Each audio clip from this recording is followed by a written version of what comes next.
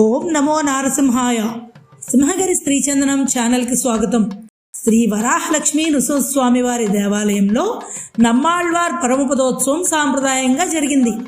శ్రీ వైష్ణవ సాంప్రదాయంలోని ఆళ్వారుల్లో ప్రధానమైన నమ్మాళ్వార్ గాథ ఆధారంగా ఈ వేడుకను వైదికులు కన్నుల పండుగగా నిర్వహించారు.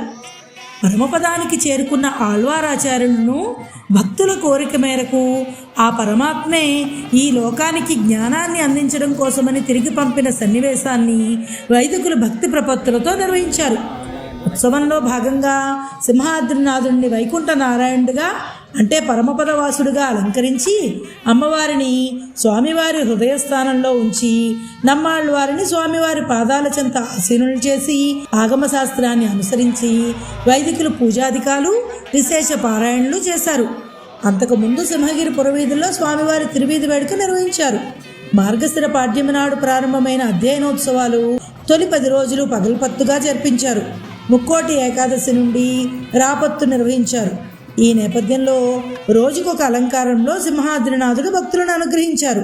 తొలినాడు వైకుంఠనారాయణుడుగా, 2వ నాడు తిరువేంగళముడియానుగా, 3వ నాడు శ్రీరాముడుగా, 4వ నాడు బలరాముడుగా, 5వ నాడు వామనుడిగా, 6వ రోజు త్రివిక్రముడిగా, 7వ రోజు మహారాజుగా, 8వ నాడు యోగ నారసింహస్వామిగా, 9వ నాడు పారాడు కన్నన్ శ్రీకృష్ణ పరమాత్ముడిగా, 10వ రోజు పరమపదవాసుడిగా విశేష అలంకారాల్లో స్వామి పూజలు అందుకుని భక్తులను అనుగ్రహించారు.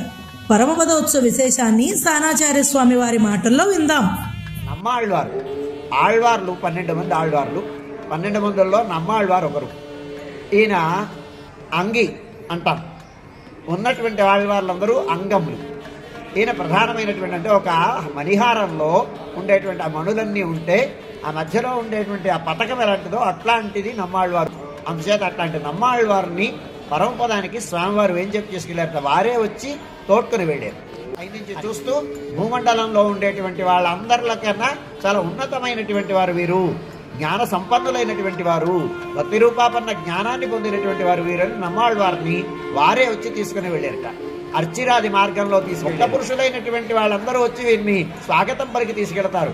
ఆ సన్నివేశాన్ని వర్ణిస్తారు ఆళ్వారు. అట్లాంటి సన్నివేశం జరిగింది. పరమపద ఉత్సవం అంటాం దీన్ని. అంటే ఈ జీవి పరమపదానికి వెళ్ళడానికి ఎంత ఆనందంగా వెడతాడో ఆ మార్గాన్ని అంతటిని వర్ణిస్తారు.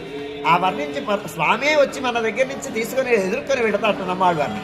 ఆ వెళ్ళినటువంటి ఆళ్వారు స్వామి యొక్క పాద సన్నిధిని చేరిన తర్వాత, పరమపదానికి చేరిన తర్వాత ఈ భూమండలం అంతా చీకటైపోయింది అజ్ఞానంతో చీకటైతే దేవత్వ చరణగత పరాంకుశోభూత్ తేనాసి తిమిరమయ ప్రపన్నలోక తందత్తా శటరిపు భానుమంతమస్మి సర్వాత్మం సకల జగత్ సముద్ధరేశ అని ఈ లోకానంతటిని ఉద్ధరించు స్వామి.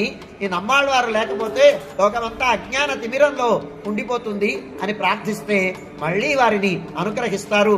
ఈ లోక అనుగ్రహించబడినటువంటి వారే శఠగోపులుగా, శఠారిగా, పరాంకుశులుగా, నమ్మాళ్వారుగా విఖ్యాతులైనటువంటి వారు.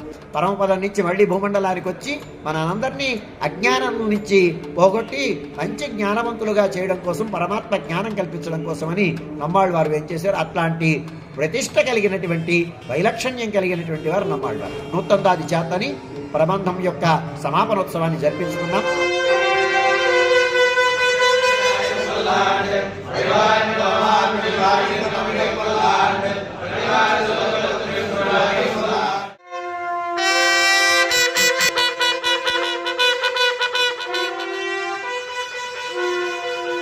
మళ్ళీ నమ్మాళ్వారు మన లోకంలోకి వచ్చి మనందరినీ ఉద్ధరించారు. అచేతనమైనటువంటి వాళ్ళంగా ఉన్నప్పటికీ, జడప్రాయంగా ఉన్నప్పటికీ మన యొక్క పాపాలన్నీ పోయి స్వామి అనుగ్రహానికి పాత్రం అవుతాం.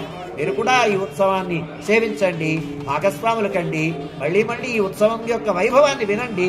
విన్నందువల్ల కూడా పునీతులవుతారు. స్వామి అనుగ్రహానికి పాత్రం కండి.